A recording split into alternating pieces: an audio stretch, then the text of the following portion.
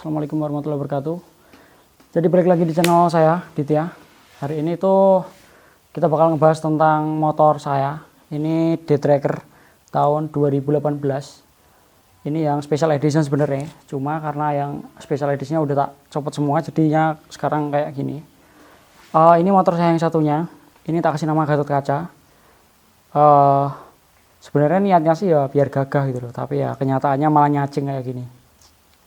Jadi yang kemarin itu kita udah ngebahas tentang fiction saya Arjuna. Nah sekarang kita bakal ngebahas tentang ini Gatot Kaca. Pengen review aja gitu loh. Ya walaupun cuma modal kaki-kaki, tapi ya udahlah kita coba bahas aja lah. Karena ini tuh saya ngambil konsep yang agak berbeda sebenarnya daripada kebanyakan orang gitu. Kalau kebanyakan orang itu banyak yang ngambil konsep itu supermoto. Kalau enggak ya supermoto herek, surek gitu loh. Tapi karena motornya ini mesinnya standar, kalau surek itu kayak kurang cocok gitu loh. Terus kalaupun misal supermoto, dia itu sebenarnya kemarin udah konsep supermoto, cuma karena bosan aja jadi tak ganti konsep ini gitu loh. Itu sih. Sebenarnya aku itu dapat inspirasi itu dari pokoknya namanya itu Kailek Miura. Jadi dia itu konsepnya kayak gini tapi dia lebih proper lagi karena dia buat kontes ya. Kalau ini kan buat harian. Aku sebenarnya terinspirasi dari dia dan ngebikin ini gitu loh. Langsung aja kita bahas dari atas kayak biasanya. Dari atas sih sebenarnya aku tuh pakai apa? Stangnya itu masih pakai punya standar DTSE. Ini DTSE 2018 ya. Terus masteremnya masih standar, handle couplingnya masih standar.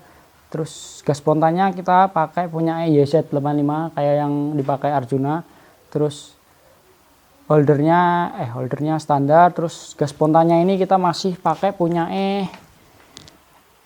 Fiction ini. Punya Fiction tak copot tak pindah ke sini karena ini nggak punya gas spontan.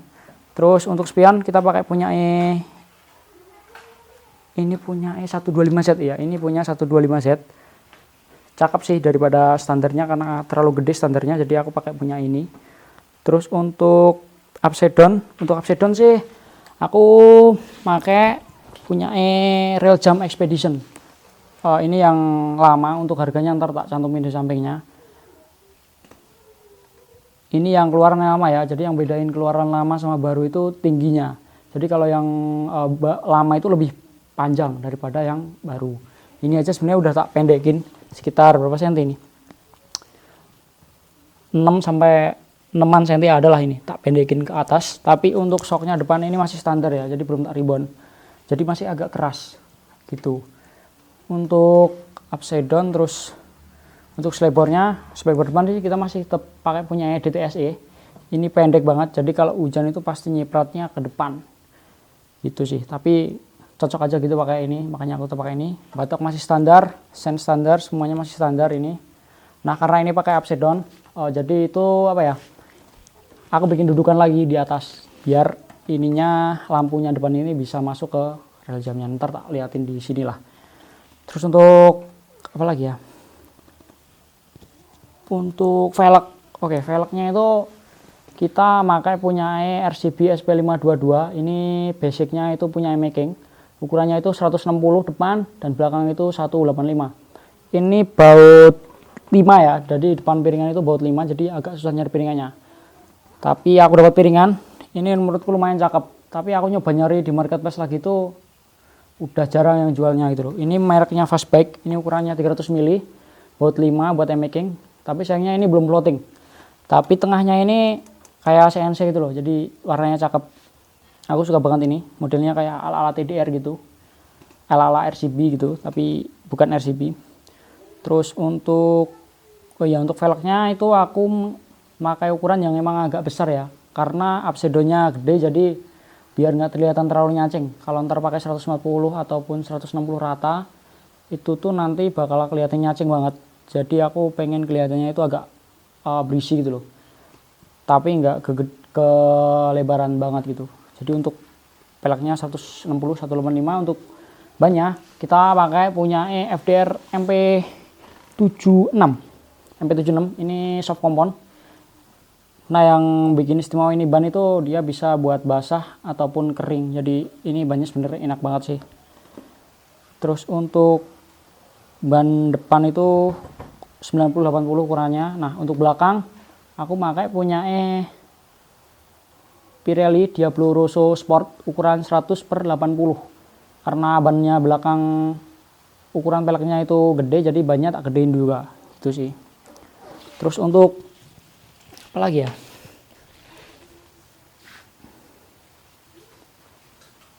untuk karburator aku pakai punya karburator itu aku pakai punya VM28 punya Ninja RR. Jadi ini tuh pakai punya Ninja RR. Ini tuh sebenarnya banyak minusnya daripada plusnya sih. Karena ini itu pertama settingan susah, kedua itu dia kalau dingin itu dia sering nyangkut gitu loh. Jadi aku nggak ngerekomendasiin karbu ini. Kalau menurutku sih mendingan ini ya apa, Keihin yang punya Ninja R daripada Mikuni yang punya Ninja RR. Oh ya, buat teman-teman yang pakai KRJ mungkin bisa komen di bawah gimana, enak apa enggak. Aku pengen ganti soalnya. Dan untuk pengapian itu aku pakai CDI-nya pakai punya BRT. Ini BRT yang hijau ya. Harganya ntar tak spill di samping sini lah. Pakai punya BRT. Terus untuk apalagi, oh mungkin dekal. Dekal ini yang kelihatan kali mencolok. Dekalnya itu aku pakai punya No Limit dekal.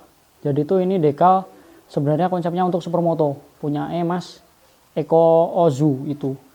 Nah aku izin ke dia dan dekalnya ini tak pakai gitu. Aku beli dia di No Limit dekal. Untuk harganya itu dulu itu kayaknya 350 kayaknya. Ini yang premium ya. Jadi menurutku ini udah lumayan tebal dan cukup glossy untuk dekal. Terus untuk platnya ini masih standar, cuma tak modifikasi ulang jadi biar kelihatan lebih rapi gitu untuk plat. Terus untuk apa ya,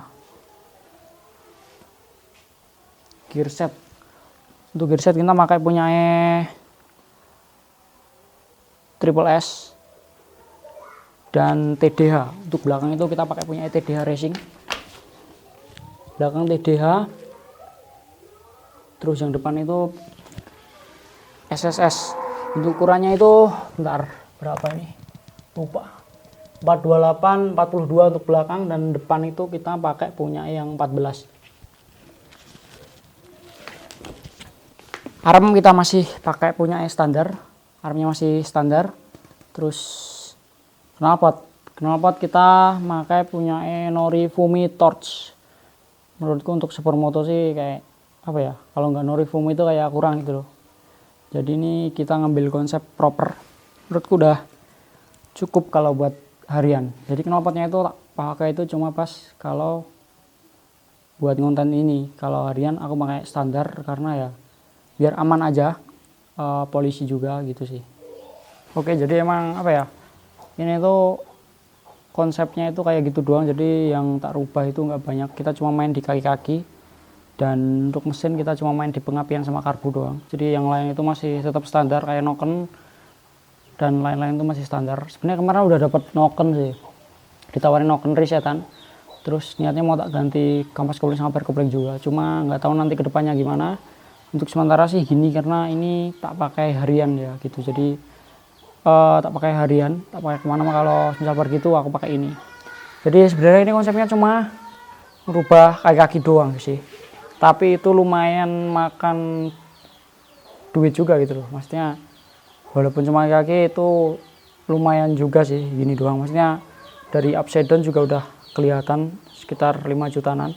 Dan untuk velg itu kalau sekarang sih mungkin banyak velg-velg yang lebih murah daripada ini gitu loh. Tapi karena apa ya, walaupun banyak velg yang baru masuk ataupun model-model baru, kayak apa ya, RCB itu punya kesan tersendiri lah gitu. Jadi aku masih pakai punya RCB ini gitu sih. Mungkin buat teman-teman semua yang ada pertanyaan ataupun lain-lain, terus kedepannya kita mau ngebahas apa, bisa langsung komen aja di bawah ya gitu sih. Thanks.